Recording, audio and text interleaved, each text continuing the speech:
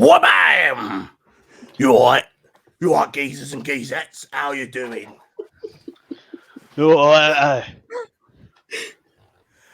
Welcome, everyone, to the third and final stream of today from us. Hello. Hi. Thanks for joining. Thanks you lot for coming along and playing. I really massively appreciate it.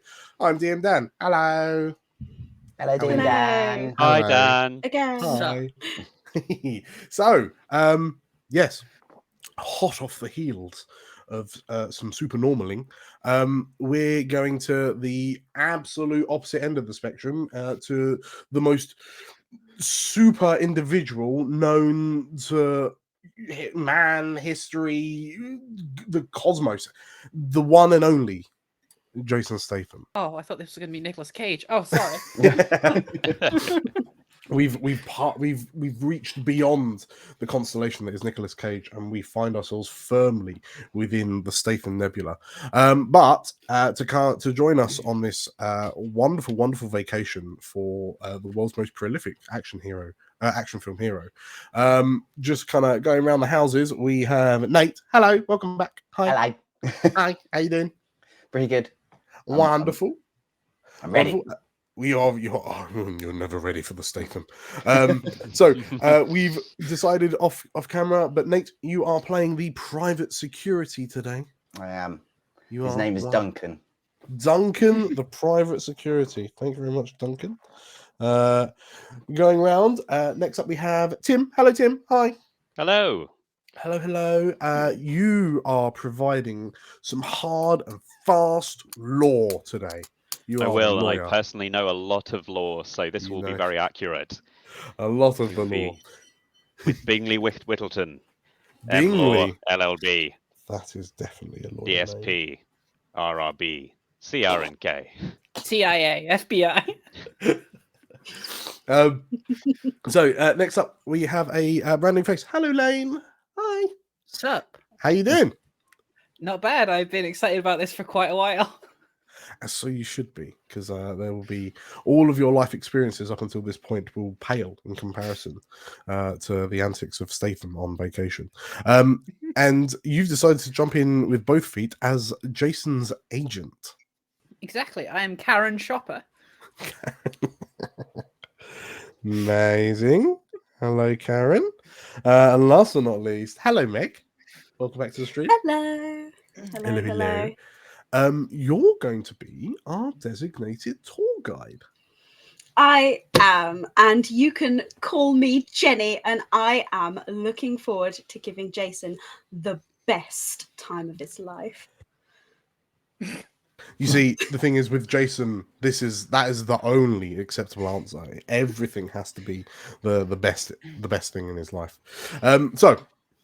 As you may well have guessed from what we've been saying, Jason Statham is going on a big vacation, and it is up to the four of you to ensure that Mr. Statham enjoys his holiday.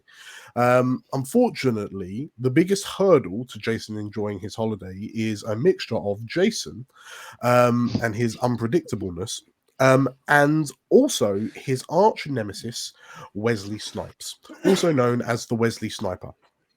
Now, because of the code of conduct within the Film Actors Guild, Wesley Snipes isn't allowed to directly attack Jason or any of his staff.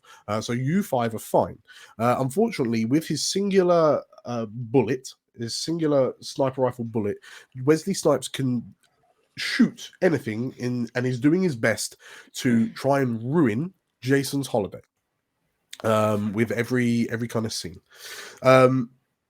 I mean, that's pretty much it. That every time we do something where a roll is needed, you're going to need to roll a d6 and a d12.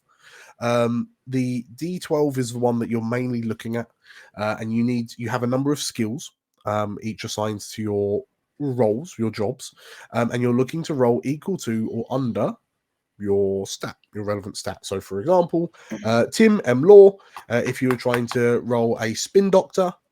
Trying to use your spin doctor, you'd have to roll 7 or less. Nice and easy. If the d6, the Statham die, if the d6 ever equals the d12 roll, Jason Statham does something unpredictable. Okay. We also have a number of donations for the audience to kind of participate in. We've chucked what those things do down in the chat, but to give a quick rundown, £5 will let us re-roll the next failure. £10 re-rolls the next success. £15, Jason Statham immediately does something unpredictable.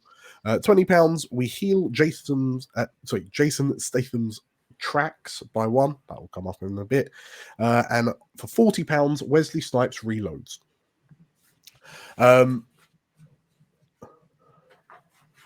Oh no! Ooh, thanks, And Carl. I believe that we already have a £15 donation to start off with. So from the get-go, tell you what, I'll let you settle in, and then normally it would be immediate, but I'm just going to hit you all with a surprise, unpredictable Statham very early on in the game. Fantastic. Sounds amazing. In true Statham ways. So, are you all ready to go? Are you Yeah. good? Yeah. Beautiful. Let us jump straight in. Bam! With a smash cut as Jason boots open the door to the reception room that you're all patiently waiting for him in. And he swaggers in, runs his hand over his shaved head, and he right, gang. So basically, the last team, I had to fire them all. It was a good holiday, but it weren't the best. But I've got good feelings about you lot. So last year, I went down to Margate, and it was all right. It was quite fun. The one thing I did notice as I was fighting Steve McFadden, Phil Mitchell, and Peggy Mitchell down in this brand new gala bingo hall that was set up in the old Sea Life Centre, was just like something I was missing in my life. And I sat down and I watched 3 weeks of EastEnders omnibuses back to back. Boom, classic TV. So what it made me realise watching all them omnibuses is that like every time the EastEnders lot go on holiday, they all go to one place, and that's the place that I want to go to this year. All right, this year we're all going to Southend in Essex. Right, we're going down to the seafront. Yeah, Peter Pan's playground. Yes, that's what I need in my life. So you're going to make that happen, and I'm going to have an amazing time. Capiche? Of course, sir. Of course, I'll start making some calls now. Amazing. Oh God. So,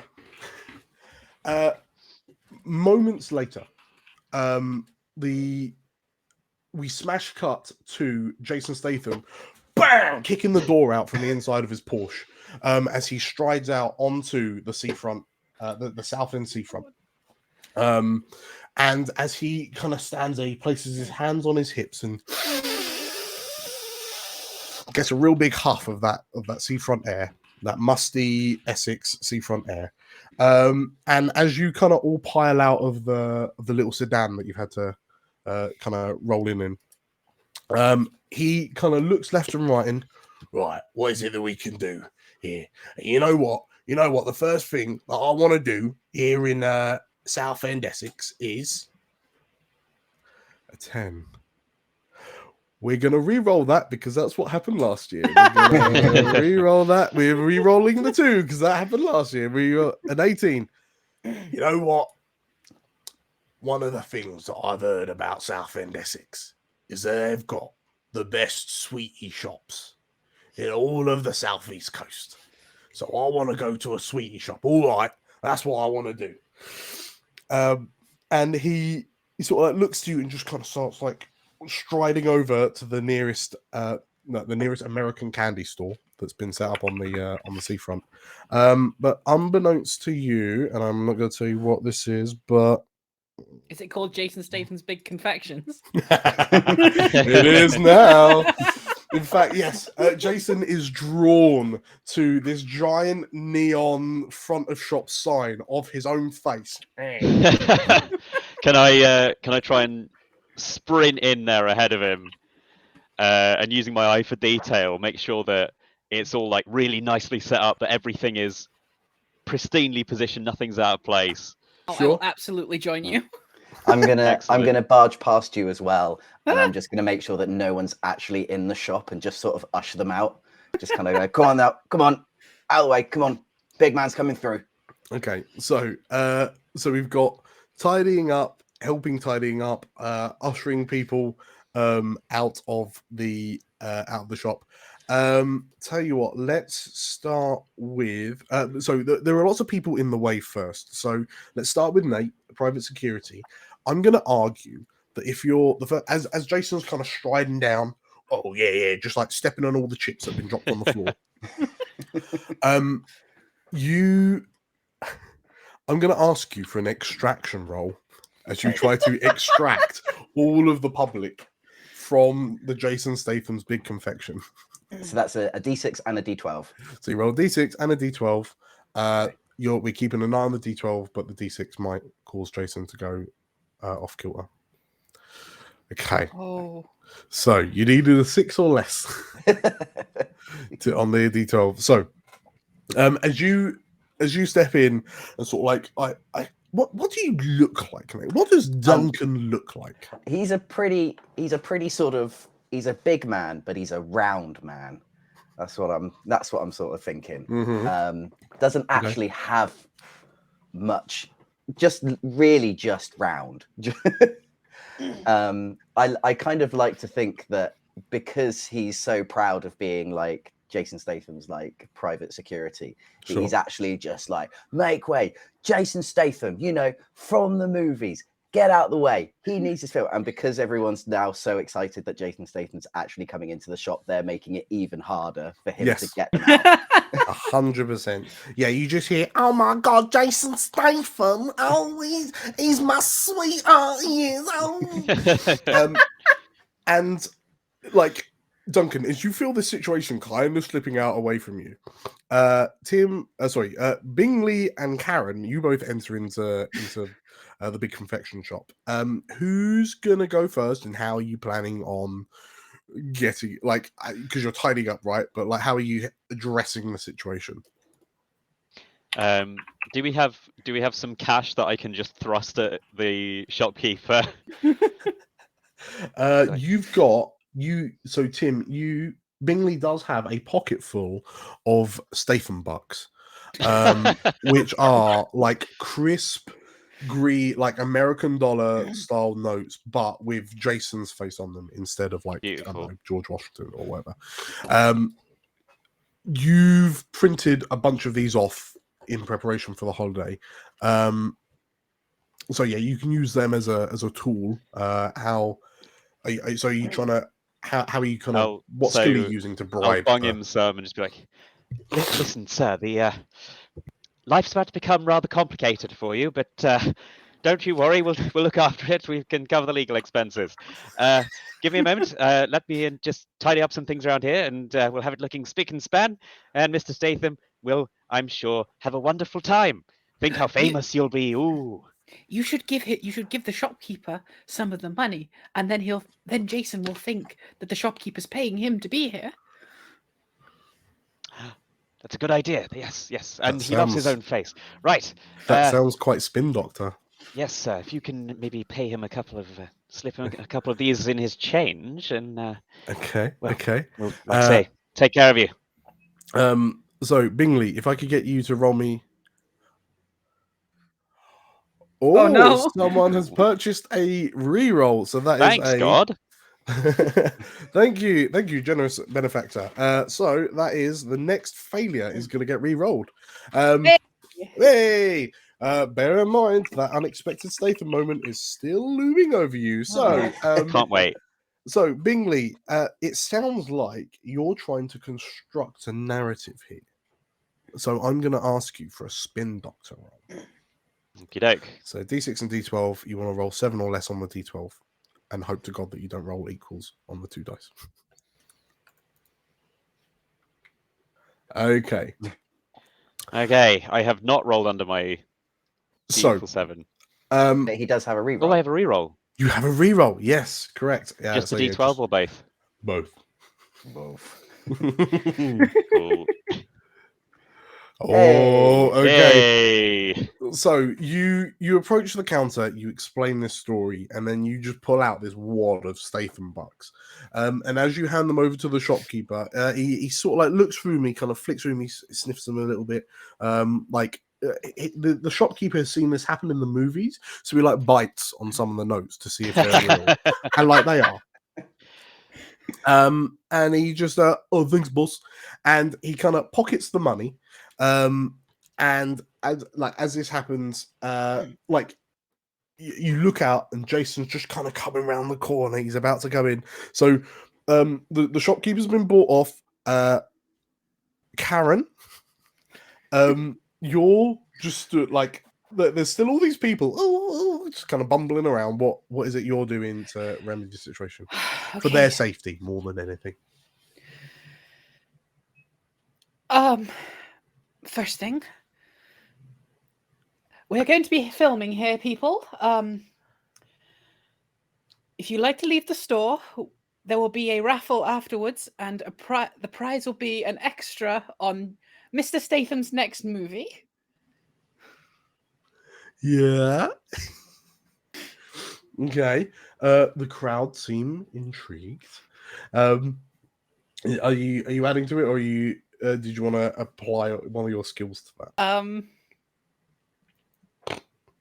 Like, no, are you setting panicking off the waterworks?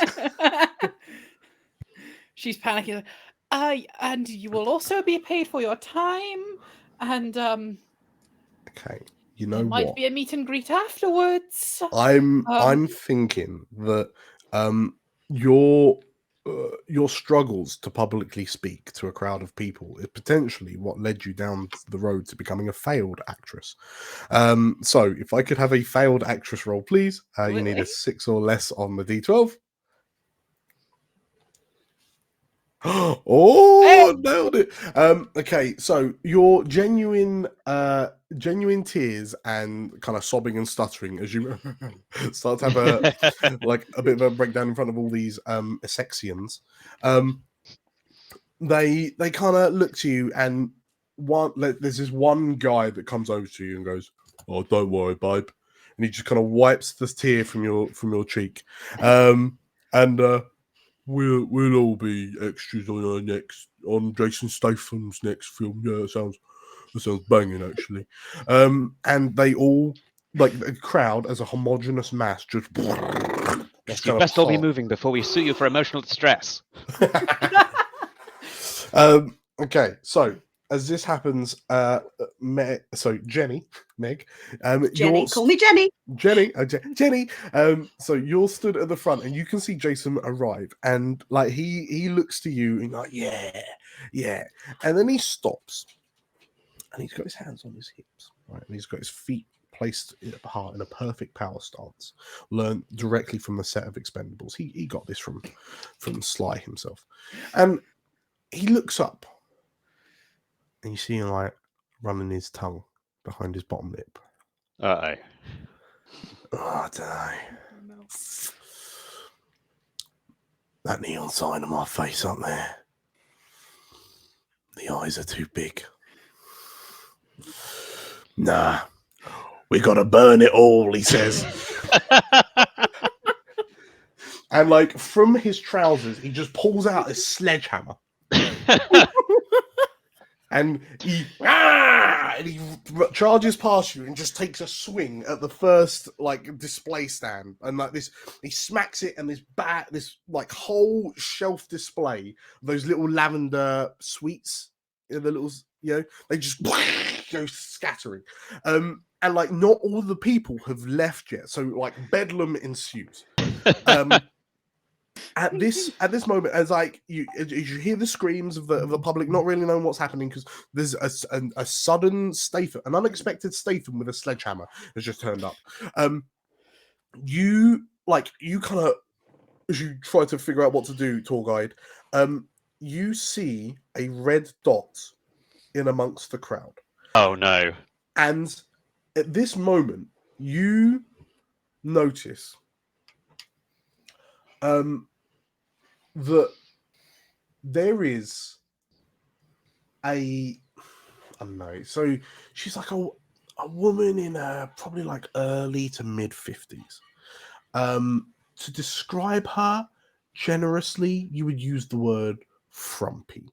And this, you see this red dot kind of hover near her head, and then it moves to a shelf nearby. It moves to the ice cream cone in her hand, and with a single bang, a bullet flies from the end of Southend Pier, which I think you find is the longest pleasure pier in the world, and strikes this woman's ice cream and splatters it across a nearby wall. The shock of it, kind of makes her throw the rest of the cone away. And as she turns, you hear this little child go, "Oh, Aunt Mavis!" And as Aunt Mavis turns, she looks and locks eyes with Jason. And she stops. And like you feel the world stop, and she, "My beautiful baby," she says, as she immediately falls in love with Jason Statham's ruggedly good looks. Oh As no. she- so the threat of this encounter is a loose aunt. Okay. So first off, if anyone is gonna fall in love with Jason Statham today, it's going to be Jenny. Jenny has been waiting her whole life for this moment. She's so excited that she gets to guide around the famous Jason Statham. So she sees Aunt Mavis, and she's like, "Oh hell no, this is not happening." She's got a binder. You know, most tour guides go with like the standard clipboard. Oh no, not Jenny. Jenny has a binder. Currently, this binder is full of like sweet shop facts and pier facts and all the facts of Southend-on-Sea that you could possibly gather in the half an hour that it took for them to decide that they were going to this shithole of a place. Anyway, she's ready. So she takes up her binder, and in her youth, Jenny used to be a rugby player, you see, and she just goes in for the full tackle, and she just whomps Aunt Mavis out the way so that she is standing directly front of the beautiful, the wonderful, the glorious Jason Statham. That's amazing. So this sounds inherently like an extreme sport. It is indeed. Like auntie tackling. So I'm going to need you to roll a 5 or less, and I will take this opportunity to also inform you, Jenny, that we've had a £10 donation. So if you succeed on this roll, you must re-roll it. Oh no! Thank you, generous donator. God damn it. Okay, what am I rolling again? Sorry, I was so a D12 caught and a up. D6. You need a 5 or less for extreme sports on the D12. It's if a you roll 10. equal, it's a 10. Okay. Oh, it's a an 8. D6 2 and a D12 8. Sure. So, you go to you see what's about to happen, and you charge through you push the crowds out the way, and just like you were taught at school, you turn your torso, you drop down, you know you're going to get your head right up there in nature's niche, really take her legs out from under her, and as you charge, your foot lands on a bag of Haribo, and you slip. And there is a good 3 seconds where you are nothing of you is touching the ground. You go soaring through the air, like an enthusiastic and jubilant missile. You crash. You crash into the shelvings alongside Aunt Mavis, and just kind of ricochet off. And as you kind of sprawl out onto the floor, you look up just in time to see Aunt Mavis launch herself at Jason, and with vice-like hand, she grabs the sides of his head and lands the biggest, sloppiest snoot job. It's like watching a xenomorph implant someone, and Jason, oh no, I'm married. Oh, Rosie, no. Oh. And Jason staggers backwards. Normally he, he's him and Rosie are going through a bit of a tough patch, you know. I mean, she is definitely like a supermodel, and he's basically a superhuman. But he's trying to be better at this moment in time. So actually, because of this, because Aunt Mavis has made it to him, I'm going to roll a d3, which is a 2, and he gains 2 boxes on his sad track. As Jason becomes more sad that Aunt Mavis has just has potentially caused another argument between him and Rosie Huntington Wilson, whatever surname is. Yes, Jason. Oh no, not again! Like flicks the Aunt Mavis's saliva onto the floor, and then he just like he's angry. He's overwhelmed with everything that's happening. He's going to start like he pushes Aunt Mavis away. And this is only kind of spurred on his indignant rage. So he starts sort of like with all of his smash cut experience, he just like bang, just like flat foot kicking things over. He looks at the shopkeeper behind the till, and the shopkeeper's like, "Oh, Mr. Statham," and like starts waving a Statham bill, and Statham just, "You stole my cash," he says, and runs across the store and just like flying elbow drops this storekeeper. And as he kind of rises up, he's behind the glass counter and he and flips the counter, and like Southend rock sticks just go flying off in all directions. Can I try and quickly draw something up to make it look as though by accepting our money, the shopkeeper has also contracted on as a stunt performer? 100%. Yes. I mean, that sounds legitimate. So that sounds like law. Wonderful. All right. So you need a 9 or less on your D12. I did not do it. Oh no. Oh, I recognize no. that DM grin. Oh no. Okay. So also, you've rolled a 12, which means on a 12, it goes very badly. So as you do this, as you like draw out your notepad and you start furiously writing like new laws into effect, you feel a little tap on your shoulder, and in a bright yellow high vis is and one of those pointed caps. You see 2 PCSOs. Like Hello, the can I help you? police support officers, and one of them looks at you and, hello. Do you appear to be writing new law into legislation without running it through the House of Commons? I just for a bit of fun, you know, just doing a fun little bit of laws like you do. I don't know. I think that sounds like something very illegal, my good sir. So I'm going to keep my eye on you. I'm going to add 1 spot to the arrested, because you are fundamentally responsible for this lad here who's currently causing a bit of a ruckus, and you are 1 step closer to getting him arrested, good sir. Oh no. Have a good day. And the 2 PCSOs just leave. I was considering slipping them a couple of Statham bucks, but I think I've done enough damage already. So, whilst Bingley, the lawyer, is being reprimanded by the PCSOs, who else is doing what? Like, what are you doing to try and curb Jason's indignation? Because Aunt Mavis is still on the rampage. I might see if I can get another swirly ice cream and then just ninja whip it at her to cool her down. Okay. Choose that one. Death Wraith the ice cream. Yeah. Very limited edition. Okay, so I've grabbed a cornetto from the icebox. Okay. Unwrapped it. Okay. In which case, so whilst you're doing that, just to double check, Jenny, what is it you're doing?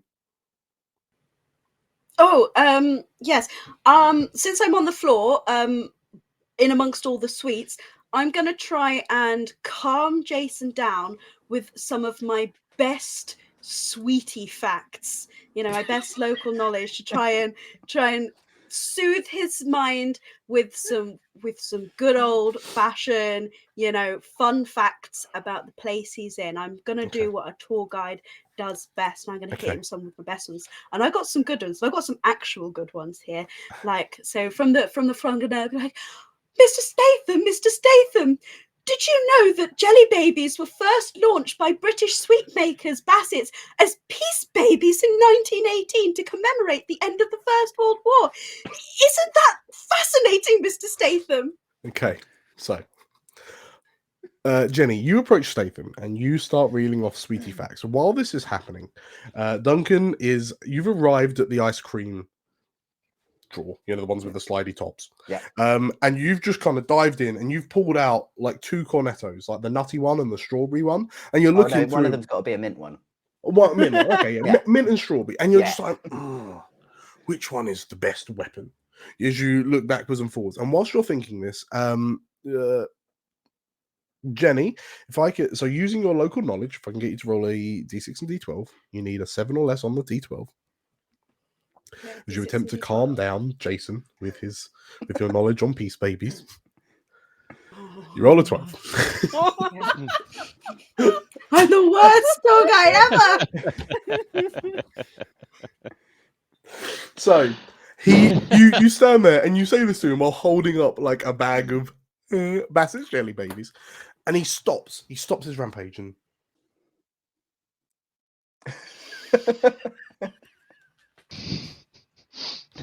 you are Jelly babies, Mr. Statham. They were created to commemorate the end of the First World War. Isn't that fun? He looks to you, and I'm just going to double check this. We're gonna be, yeah. He looks to you and, but jelly babies contain gelatin.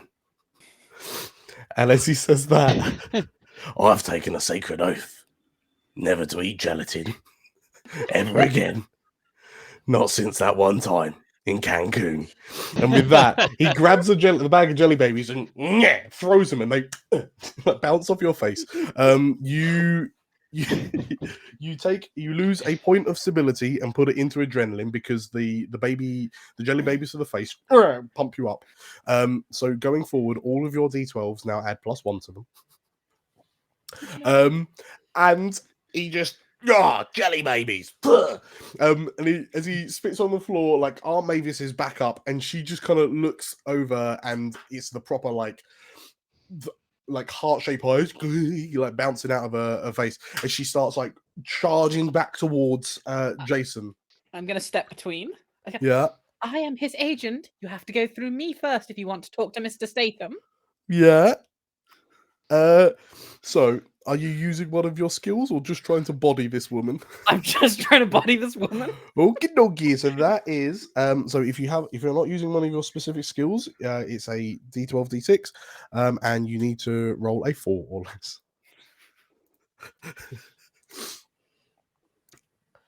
Oh! Hey! Okay, so as as Aunt Mavis starts charging towards you, Karen, you step out in the way and you fists on hips. No.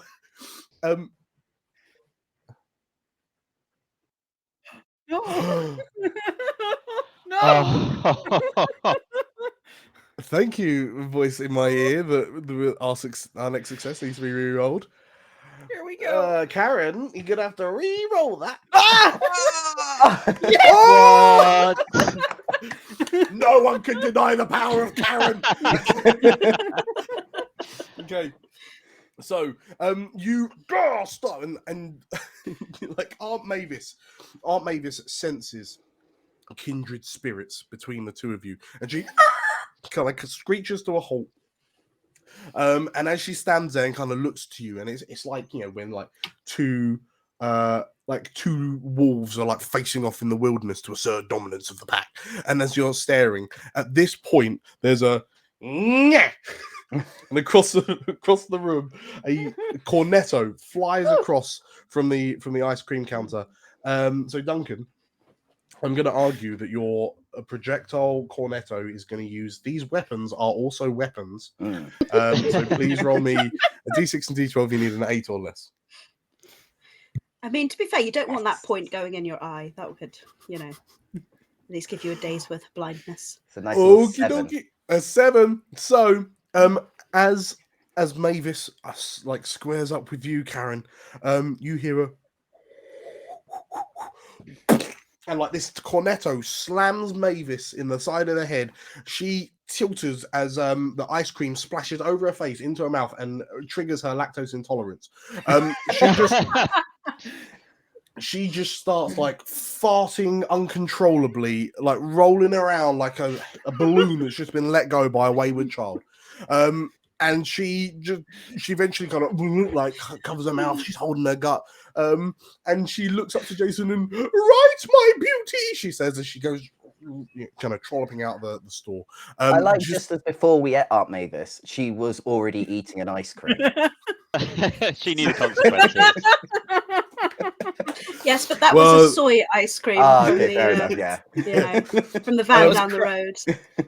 And as you look and kind of think to yourselves, oh, that's thank God that we've dealt with the threat. So this is Aunt Mavis. At this point, you turn to see Jason Statham, and somehow he's gotten changed from like the suit, the tailored suit that he was wearing, and he's now wearing a I went to Southend and all I got was this stupid t-shirt. They can't fit the final T on.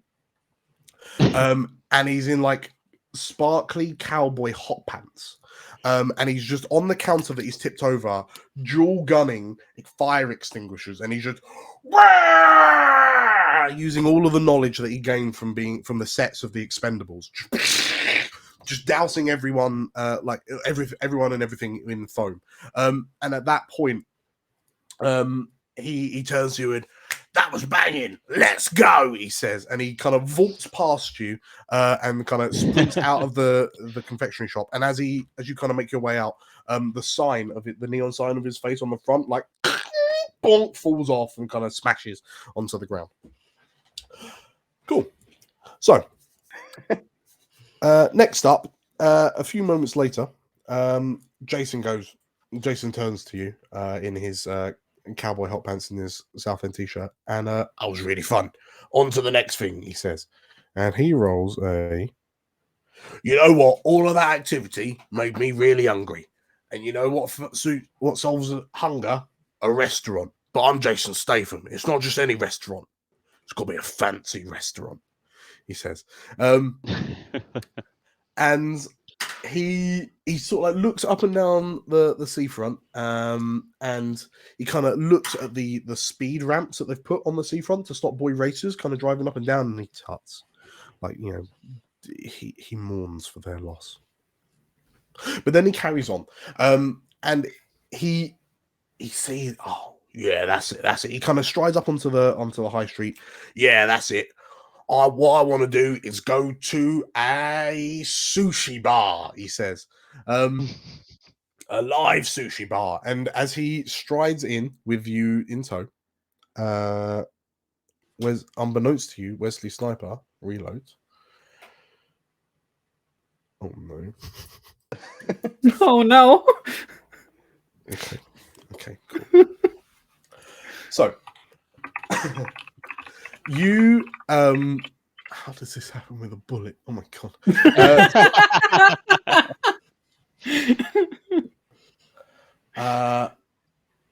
Got it. I know how this happens. So Jason strides in, and he strides in with his swagger, and he just like plonks himself on a seat right in the middle of this really fancy sushi bar. It's only recently opened because I don't think Essex knows what sushi is. But like the chefs turn to look, and they're like, "Oh my god, is that Jason Statham? Oh, good god! Oh, quick, get the good stuff, get the sashimi." I know. And you see kind of everyone busying around. The front of house approaches, and Greetings, Mr. Statham. Thank you for visiting our illustrious abode. We decided with the name of the venue, we'd really kind of hammer home what it is that we provide for our customers. So that's why this venue is called Raw Fish.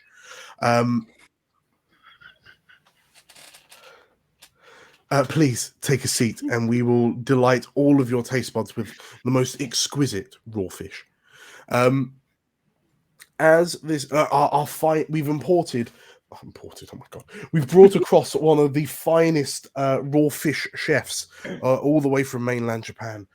He's a master of 60 years at the sushi arts, and we will unleash him just for you. He's our most valuable asset. You will experience euphoria. And as this all happens, you watch as a red dot appears on the stick holding up the trap door to the basement, and you can hear people like shouting down to the sushi chef, who's for some reason in the a £40 donation has rolled in. Oh no! Ooh. 2 bullets.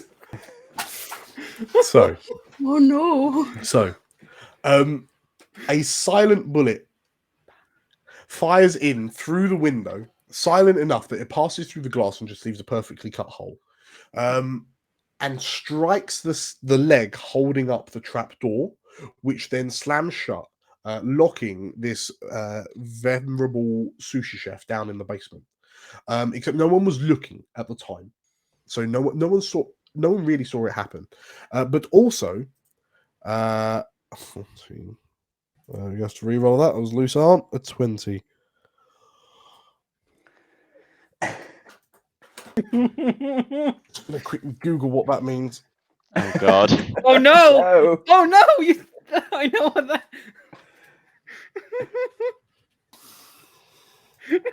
Okay, so at this point, you see the front of houses turn to look at each other, and they're like, "Oh, where is our vaunted chef? What? Like he was just here a moment ago. Where is he?" And like one of the chefs, who clearly is more of a Dwayne the Rock Johnson fan, turns to look to Statham, and the chef disappeared when he turned up. He's kidnapped him. He's kidnapped our veteran sushi chef, and we're gonna set this right, says the sous chef as he pulls out a load of fish filleting knives. Meanwhile, Jason's oblivious to everything that's happening. You've just seen this chef just kind of go hostile, but Jason looks down to his phone, and it's a message from Rosie. I love her. She's my wife. Have I told you? She's a supermodel. Yeah, bang it. What's it? She's accusing me of bigamy. What's bigamy mean, everyone? And he looks to you specifically, Bingley, the lawyer. Can you run by me what bigamy means? Yes, of course. So bigamy means that your me or yourself is really big. It means she thinks you're really impressive and strong. Right. And she just wants everyone to know about it. At this point, all of your Twitter feeds start popping off, and pictures of Jason Statham mid-smooch with Aunt Mavis start flooding all of your social medias, and his wife, what is this? What is that? Rosie Huntington Whitley, Rosie Huntington Whiteley, almost. Rosie Huntington Whiteley is currently going on the offensive because she is under the assumption that Jason Statham has gotten married to someone else whilst on his holiday to Southend, and she believes that he is now also wedded to Aunt Mavis. Can I? And he looks down and oh no, he says, all right, not again. Can I? I'm going to use my spin doctor skill. I'm going to repost the image saying, amazing new shots from Jason Statham's big new film with love interest. Okay, so are you posting this to the internet? Yeah, I'm putting it all over the socials. Okay, so that's a spin doctor. Please roll me a d6 and d12. While this is happening, bear in mind there is a sushi chef bearing down on Jason Statham with 2 filleting knives. I think I've noticed that, but Bigley's like, this is way beyond my skill set. Okay, yeah. Please roll me out. A 2 and a 2 and a 5. Okay, so you start kind of tweeting off, and you using the right hashtags. You manage to kind of disseminate this message back out into the internet that actually we're just filming a new film, and that starts to kind of quell some of the hubbub. But I mean, you know, people miss stuff on Twitter. It can get a bit confusing, right? But also you haven't dealt with Facebook. Like, Facebook is a whole different beast. Because if nothing else, all the people on Facebook are probably the Aunt Mavises that think they've also got a chance. But to be fair, it is also backed up by all of the residents of Essex that happens to be in Jason Statham's big confection, are also tweeting that they're going to get extra parts in his next big film. So they're kind of demanding to know. They're weighing your inbox down. They're blowing up your DMs, trying to find out where they have to apply to audition for, like where they have to go, how much are they going to get paid, what's our contract for, and you're just and like your phone explodes under Karen, all of the messages. Can we somehow get a film started? Is he busy at the moment? Well, Karen, did you want to start filming right now? I will look at my exploded phone. Does anyone have a phone that we can? You notice that everyone's phone in the room has just automatic smoke has escaped because Jason Statham is blowing up so hard, he's literally blowing up people's phones. Oh, this is just like in Homefront.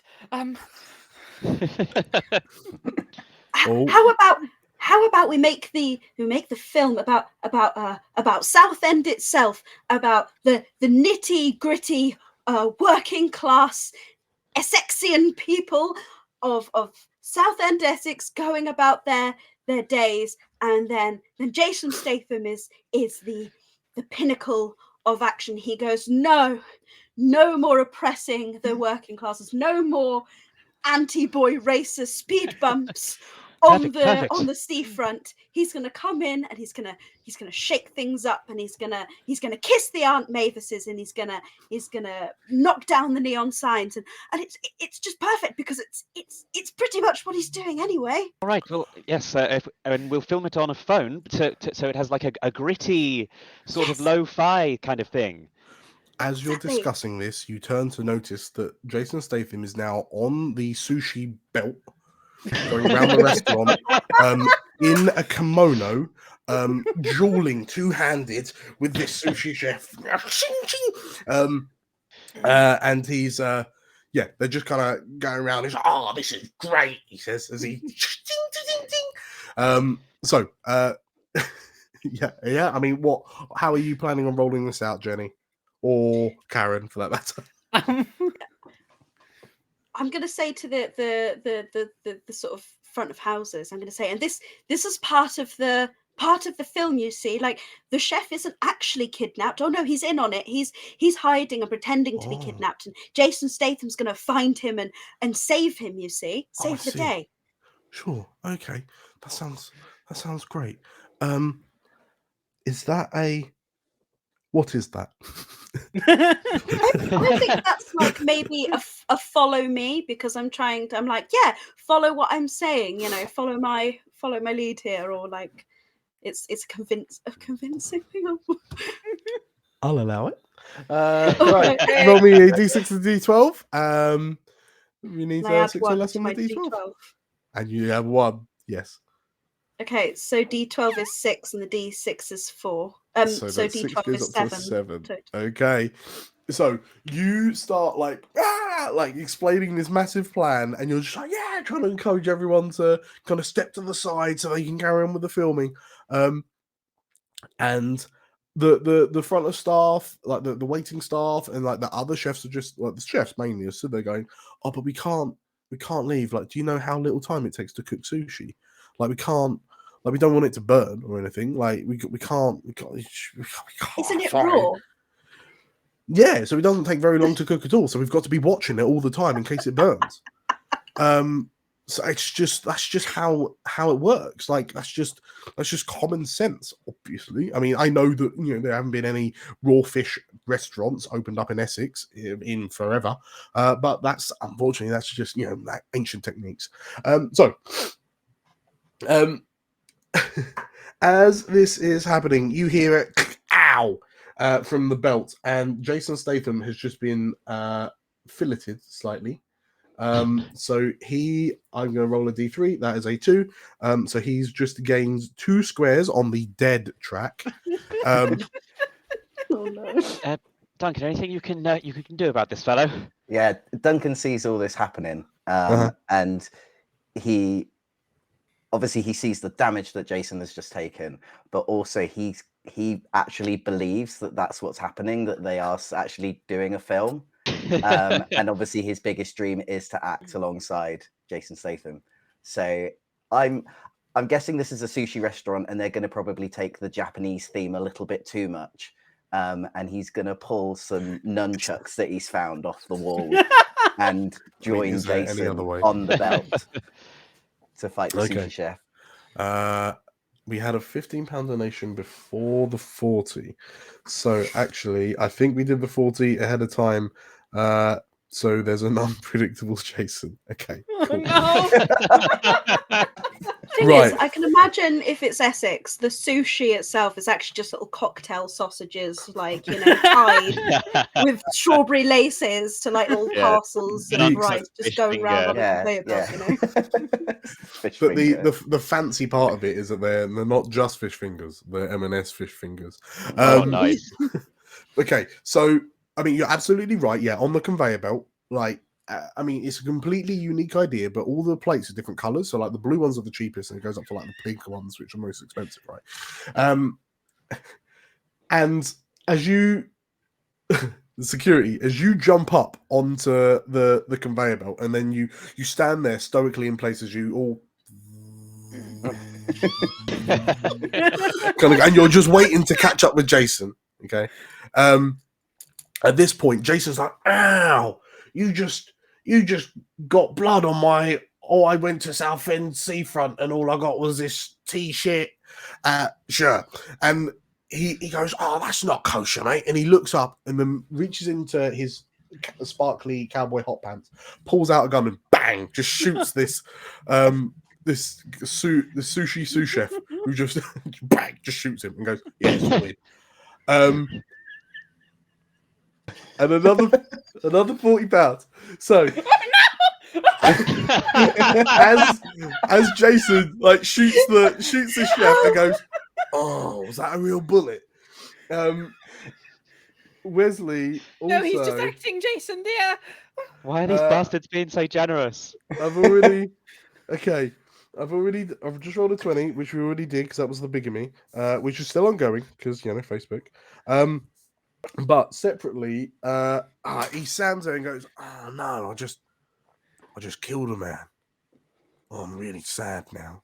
So actually, what I'm gonna do, because he's quite sad, he's a friendly chap.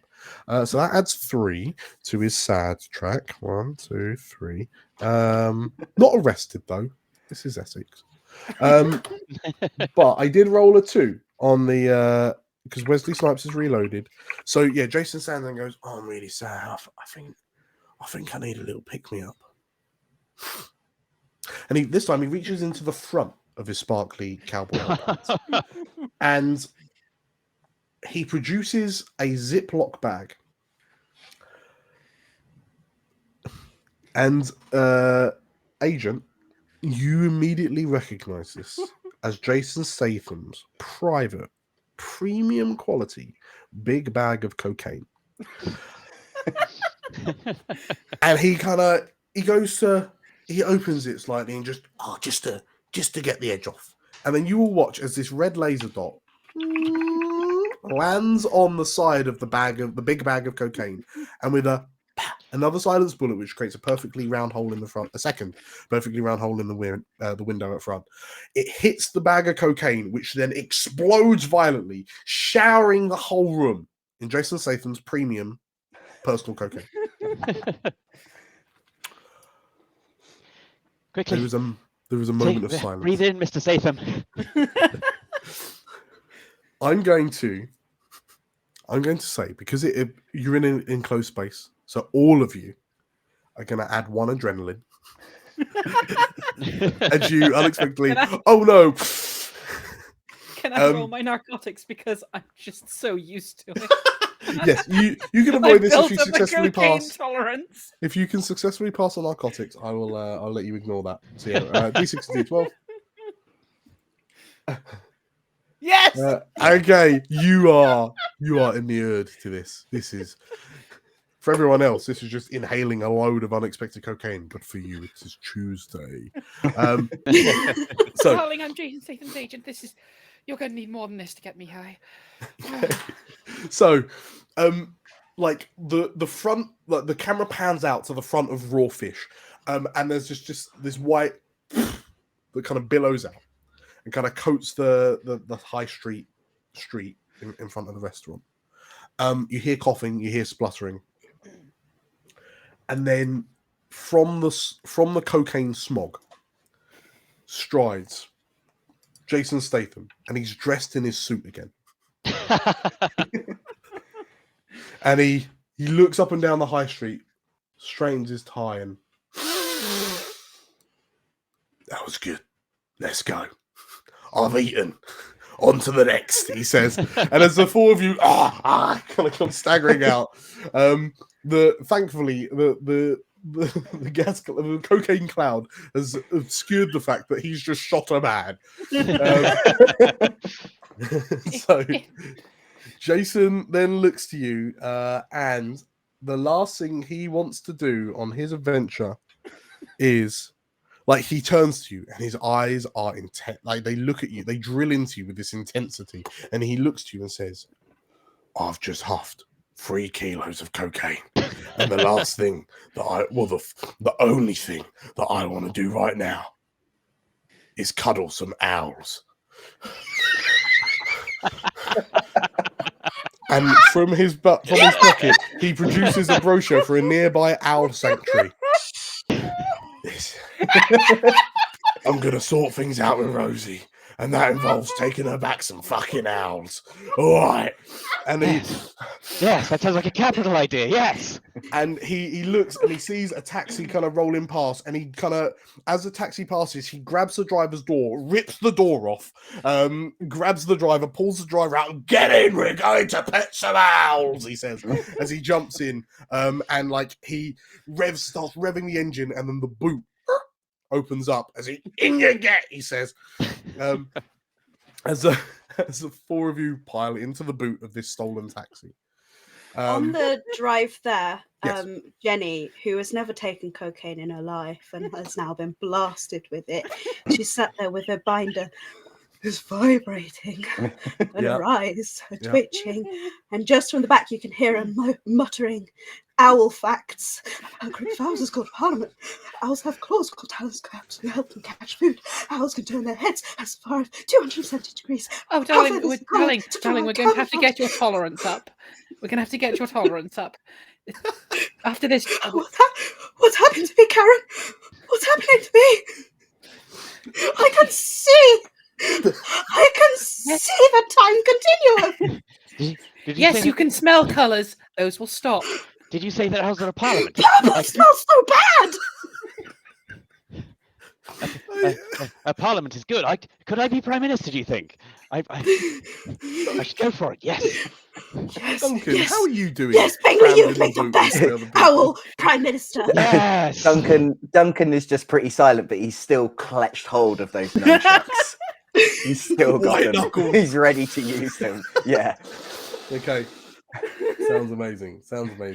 Okay, so the 5 of you roll up to this Southend on Sea. So just in from Southend Seafront, or Westcliff.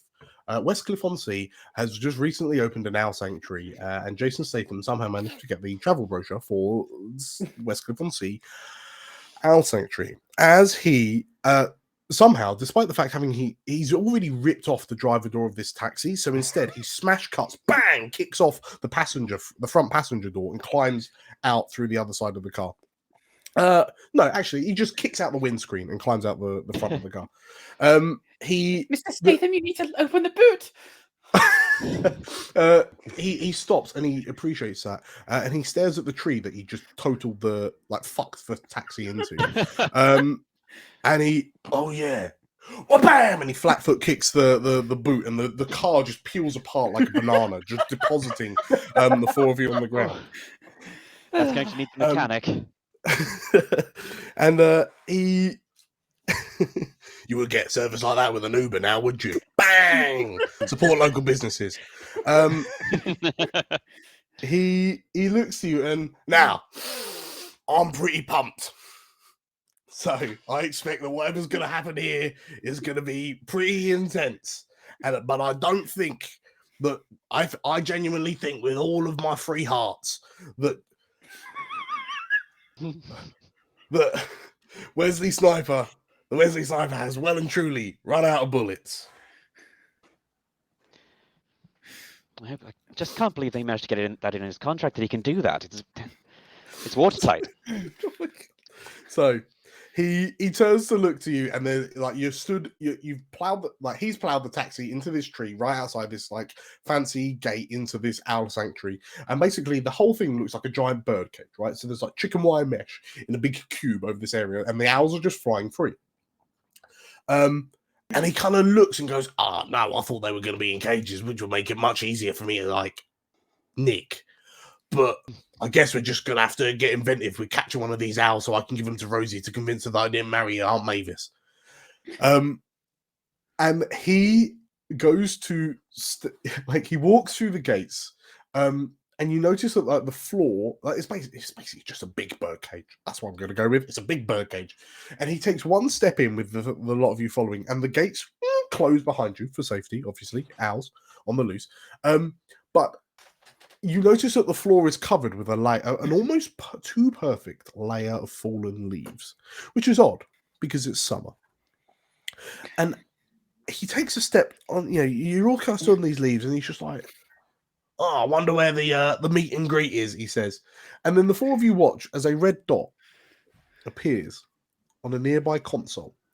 And there's a big red button that says, do not press or shoot. And sure enough, with a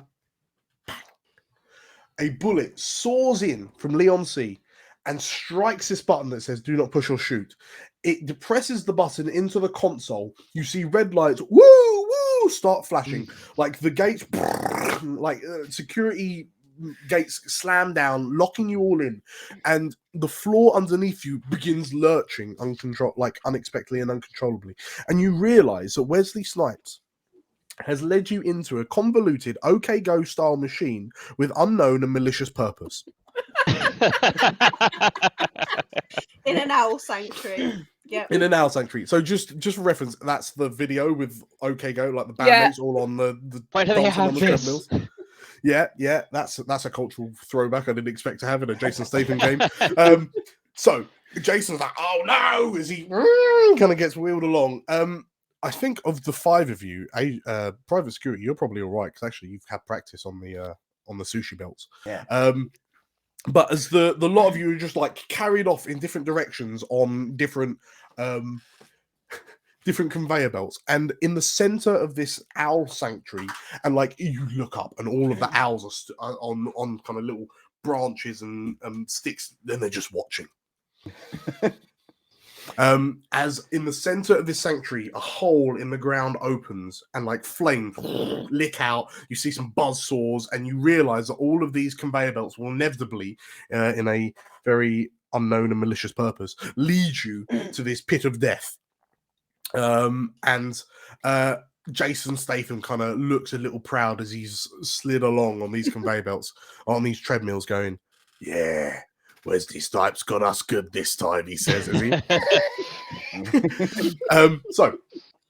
As this happens, he turns to you but this isn't a problem. This is just a puzzle that needs solving, he says. So all of you need to navigate all of these treadmills while also helping me to get one of them owls to prove the sanctity of my marriage. That's why they call it a sanctuary. Yes. So who's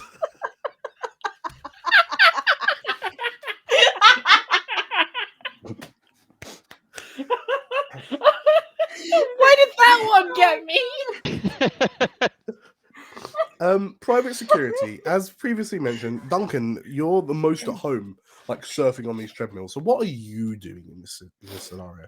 I don't know. I guess he's still got his nunchucks. I think he's sort of trying to look around to see if there's anywhere that he can like stop the conveyor belts from moving. Sure. Okay, so you do see. So I'm gonna go out and say when the do not press or shoot button was shot, and I said that like the gates came down. We're just gonna make this like proper Legend of Zelda puzzle dungeon like. Okay, so you can see that there's all sorts of like cogs and turning mechanisms on the walls, and you're just like, oh, trying to track them down. You do spot one set of cogs that you believe is very crucial to some of the mechanisms here. Whilst it might not necessarily, by your reckoning, whilst it might not necessarily stop the mechanisms, you may well slow it down and buy yourself all some time. Because, I mean, health and safety, moving from one treadmill to another would just be dangerous, you know? But there is a finite time before you're all dropped into the pit of death. So, yeah, what are you doing with these gears? How are you interacting with them?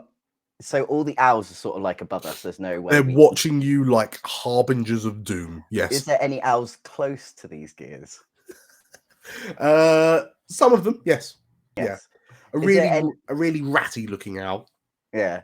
Is there any way that I can sort of swack one of the nunchucks up in the air to see if I can get an owl lodged in these gears? Because I'm gonna want my nunchuck back. I don't want it up there. Yeah. I mean, he only needs one owl. The rest are expendable.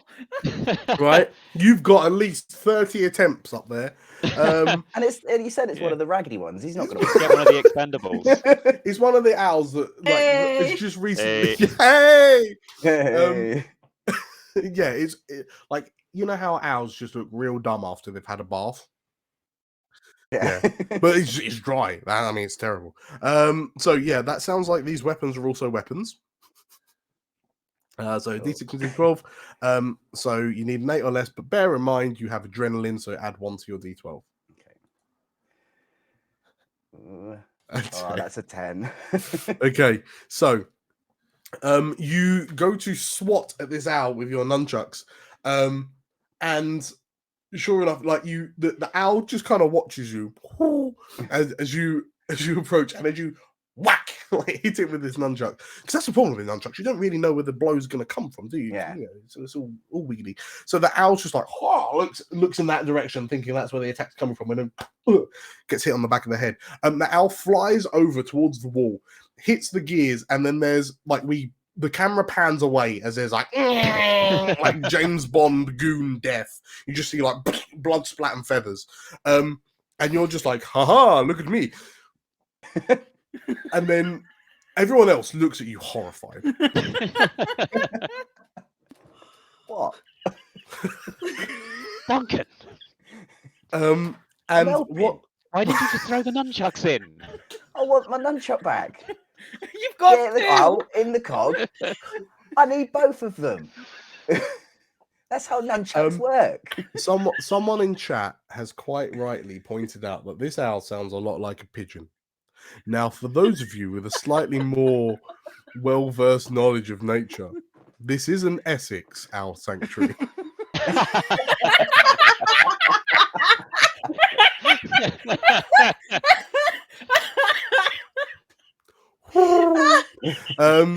So with that in mind, as this owl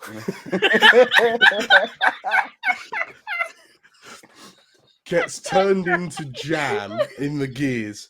You kind of puff your chest out, really pleased with yourself, Duncan, and then you feel the floor underneath lurch a bit faster, and you kind of go, "Oh, those were the gears I needed to jam an owl into."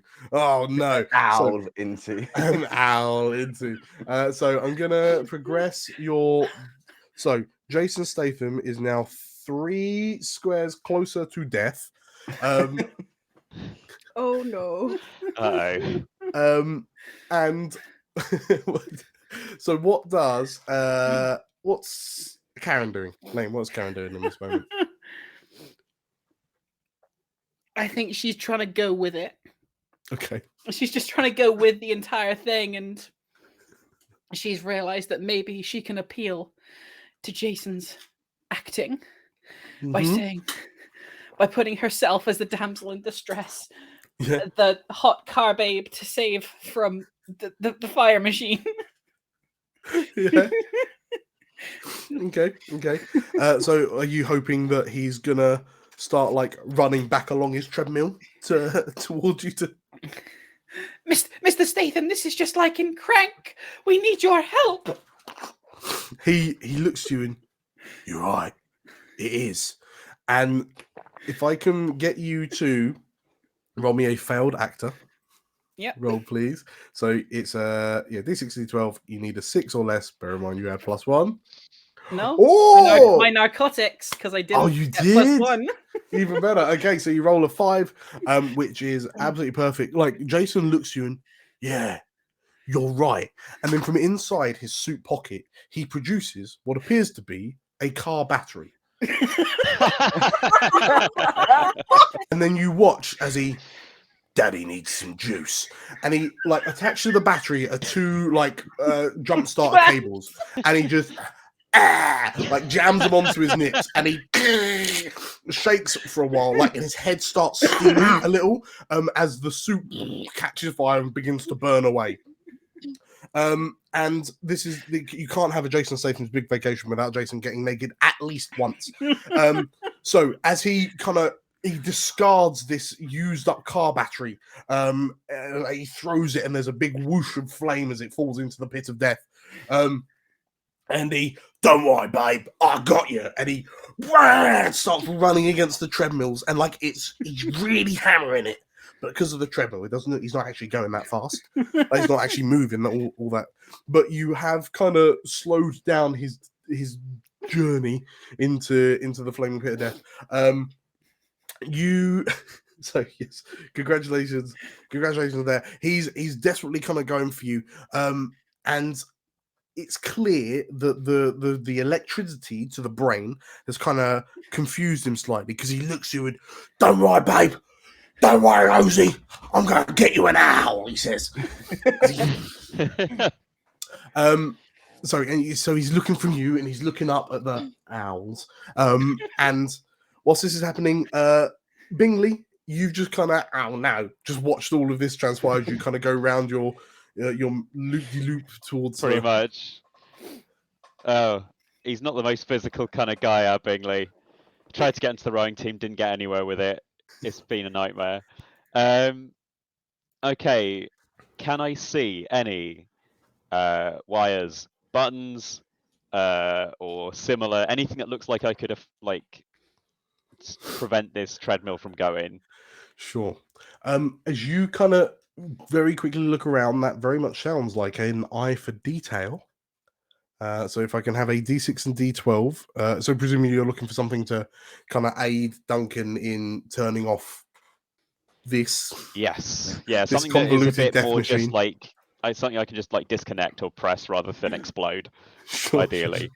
Yeah, so D6, D12, it's 6 or less, but you add +1 to your D12. Yeah, so I've got 5 and a 1.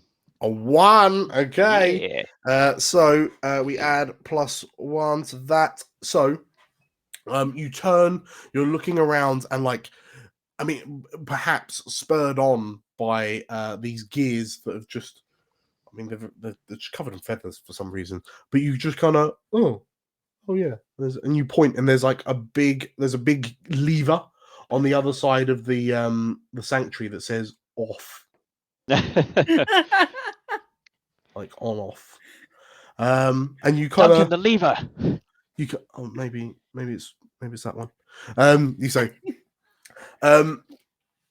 but you also kind of get the feeling that Jason's not going to be able to get one of these owls unless he's in mortal peril, right? Because it's Jason, right? So with that in mind, Jenny. Okay, so first off, Jenny's still got the cocaine shakes, and she's like, "Oh, many Yeah. owls have asymmetrical ears. They're always listening." And then she kind of slaps herself and goes, "Oh, no, focus." I'm just going to jump in. Actually, no. Whilst you're saying this, you've also turned up and noticed that the walls of this owl sanctuary puzzle dungeon, the walls are now starting to close in on you. That's Okay. just yeah, no pressure, no biggie. But That's Wesley Snipes okay. is nothing if not, overt. At this point, Jenny is so up there that nothing could stop her right now. Because Jenny, she used to be a rugby player in her youth, but then she took an injury to the knee, so she's no longer a rugby player. But she does something else, and she looks at her binder, and she throws it over her shoulder. Binder's gone. She doesn't give a shit about the binder, and instead she reaches into her backpack, and she brings out an extendable lacrosse stick. On it, emblazoned, is Southeast Ladies Lacrosse Team on it, and she's just gonna jump from her conveyor belt just towards one of the owls, totally not pigeons. Lacrosse stick extended fully, and she's gonna try and net an owl on the way down. If she's gonna do one thing right this vacation, it is to get Jason his owl. Okay. In which case, that sounds very much like extreme sports. So Brilliant. please roll me a d60 12. You need a 5 or less, but you're adding 2 I will. to the roll. Oh boy, bear with me a second, because I may have accidentally closed the Oh no! thingy. Where's it Adrenaline. gone? We can roll it for you. Oh my gosh, can you roll it for me, please? Just for Meg, tour guide, there you are. Okay, hang on. One moment, please. Here we go. Are we all ready? Countdown team. Need a 3 or less. No, we know you. That's very far Oh, away. Boy. So, you are hyped. You have seen every Jason Statham movie, and every minute of premiere filmmaking and acting talent has brought you to this moment. You know Jason more than his own mother, Helen Mirren. As you look at him frantically running towards Karen, yelling out, "I'll save you, Rosie," he says. You know that this is your moment. And as you whoosh, extend your lacrosse stick, your Southeast Ladies Lacrosse Team stick, and you use the momentum of your treadmill to bound towards the owl. You take a leap. Well, you crouch to get as much power in your legs as you can, and you stack it into the flaming pit of death. You acquire your third point of adrenaline, which means you die. Oh, no. Emblazoned on my 2 will be, "Call me Jenny, worst tour guide ever." Oh, Behind Jason, there's just a gout of flames from the pit of death as you trip into it. Can I see any staff of this owl center about? There are no staff. There are only pigeons. Oh no. Okay. Right. Okay. So, we'll switch back to we'll switch back to private security. You are in the 11th hour. This is do or die, apart from Jason Statham, because he's contracted to be in the next Fast and Furious film. What are you doing? So I'm guessing the lever is up at the moment. And The lever is up. If the lot of you, well, so between you, so Jason Statham won't be able to acquire his owl unless he's in mortal peril, which currently he is in. But you'll be able to pull the lever to kind of turn everything off. That much you found out from Bingley, the lawyer. Jason is slowly advancing towards Karen, yelling, "I'll save you, Rosie." But it seems like he's going to vault off of Karen to get the height required to grab one of the owls. Right. So you feel that, like, potentially at that point, you can. You feel that at that point you'll be able to turn the thing off. But is there anything you want to do in the meantime to help with what's happening? I'm thinking of something, and I don't know if it will work. I basically want to see if I can grab Mr. Statham, and I want to launch him towards the lever, so then he can bounce off the lever, bounce off that, and then grab an owl in the process. Okay, that sounds good. In which case, you quite sensibly jump onto the sides of the treadmills, the bits that don't go. You know, the bit that the treadmills goes round on. So you just kind of like jump to the side, and you're like, oh, okay, and you manage to balance beam your way across towards Jason, who's just like he's sweating, he's panting, but he's going about a mile an hour because of the retroactive force from the treadmill he's running on. And as you grab, oh no, he's naked, isn't he? As you doesn't matter to Duncan. He's dreamed of this. I just hope he's not too slippery. You grab Jason in what is effectively, so you know that you have trained and studied for this moment, and there is a secret human throwing technique that you've learned from the masters of the Himalayan mountains. And as you grab Jason round the waist, and he's, what are you doing? And you know that the force generated with a German suplex is enough that if you release the person you're grabbing at the right moment, they are launched like a catapult shot. And I'm going to count that as these hands are weapons. Yay. So you need an 8 on the D12, but add +1 to it. Oh! Yeah! Whoa! Okay, so you grab Jason and you plant your feet either side of the treadmill that he's been running on for the past few minutes, and you like your back bends into a perfect U as you Jason's world like flips upside down, and at the apex of the turn you release, and Jason flies off towards the far wall. As that's happening, Karen or Bingley, you realize that the trajectory, he's going to hit the lever, but the trajectory means that the ricochet won't put any owls in his direct path. Sorry, owls. For him to grab on the bounce off. So, between the two of you, what do? You need to somehow figure out how to get one of these pigeons to happen to be in the arc that Jason's going to travel when he bounces off this off switch. How much do I know about bird law? I mean, you definitely. I would argue that you've definitely brushed up on like avian ownership laws, because like a lot of birds are like exotic animals and requires a lot of legislation and whatnot to make sure that you're keeping them correctly. So I'm just gonna say law. Let's go for it.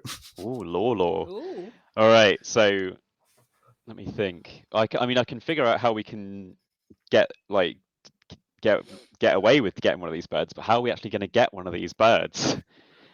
Any ideas, Karen? I have some. I'm put my own little stash of cocaine and just hacking it at some of the birds to try and get them to fly away. Okay. So between the two of you, you know that you take a glance at these owls, and you know that the great and majestic grey Essex owl, which obviously these all are, when plied with the right narcotics, can be summoned with a very particular bird call. They will become docile, and if upon hearing this call, immediately fly to land on your hand. But if you time it well enough, yeah. So if you time it, the bird will be on its way to you as Jason Statham intercepts it on his ricochet. 50 a kilo. So if the two of you are happy with that, as you Yep. think back to your avian lore, first things first, Agent, can I have a narcotics check, please? Yep. So you need a 6 or less on the Oh no. Okay. 10. You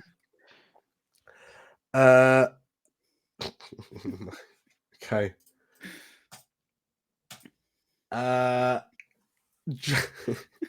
You all lurch, and I'm going to add 2 more squares to the Jason is dead, the Jason dead tracker.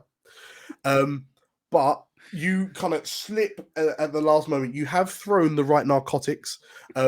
So at this moment, you realize, like Bingley, as this bag of narcotics like scatters across this owl, this great Essex grey owl. You need to whisper a different song, one that would not only summon it to your hand, but give the owl the strength to carry whoever may be hanging off its legs, because you realize the trajectory is going to deposit Jason right into the flaming pit of death. Ooh. So, All if I right. could have a law roll. My song Yeah, will be +1 to the roll, so you need an 8 or less. if any of you pigeons end up being responsible for dropping this man, oh, we'll see you in court. If anyone wants to donate a £5, There we go. Oh, boy. drum roll.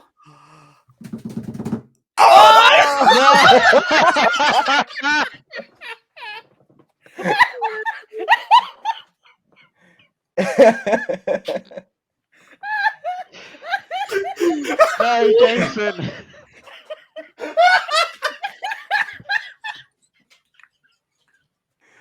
This looks like Dan might not be able to do his trilogy of Jason Statham's Big Vacation anymore. Oh God, I wish I knew anything about bird law. At least him and Jenny will be together in heaven. there's this moment where you look up as the bird soars towards you and you go, wait a minute, that's a pigeon, not an owl.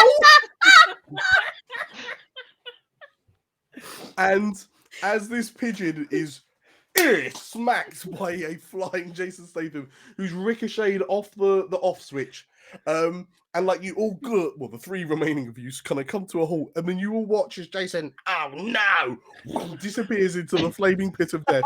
You see a gout of flame go up. And as the 3 of you kind of stop, and like you've hit the off switch, so like the closing walls stop closing, they kind of retract, they lift up, and the front gates open, allowing you out of the Westcliff-on-Sea Owl Sanctuary. And the 3 of you kind of look to one another and think, oh no, we've just killed Jason Statham.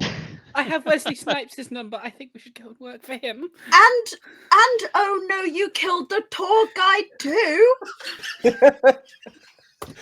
But technically, she killed herself. Yeah.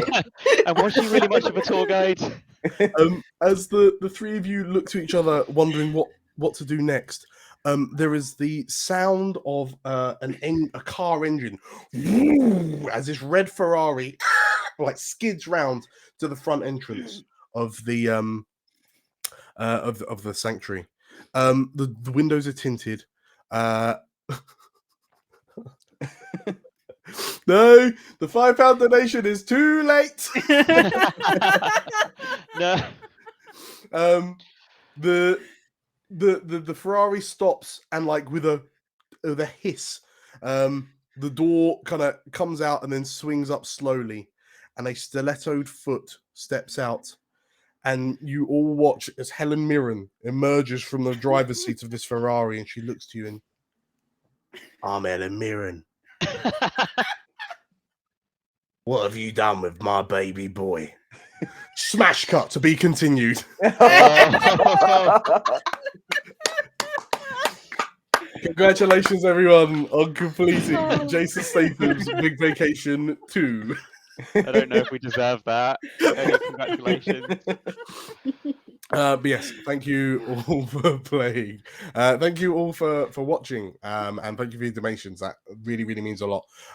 Like the charity that we're working for, End Youth Homelessness and 1625 People, is like they're doing real important stuff. So all of the money that you've raised, which is all of it's going to the charities, we really, really, really appreciate it. But yeah, I think that brings us to a wrap. So once again, thank you, Tim. Thank you, Meg. Thank you. Thank you, Lane. Thank you. Nate, did you want to do a quick shout out for anything that you're working on at the moment? Yeah, so like obviously you saw Chris earlier on. We are also Rough Sketch Podcast. You can find us on social medias just at Rough Sketch Podcast. We also run PrideCAF, which is Pride Comic Art Festival. We celebrate LGBTQI creative comic creators. So yeah, which will be happening in September Amazing. 23rd, which we announced only a couple of weeks ago. So yeah. Amazing. Okay. Yeah, thank you for that. And in which case, I'm just going to leave you on one final stinger scene. The heat is unbearable as Jason slowly pushes himself up from the volcanic floor, and he looks around. Chains, demons, fire. Yes, this is in fact the 7th layer of hell. And he looks up, and sat on a throne of skulls is a figure he knows all too well. And Jason, oh no, it's you, Ross Kemp. See you next year. Bye all. Bye everyone. Cheers, man.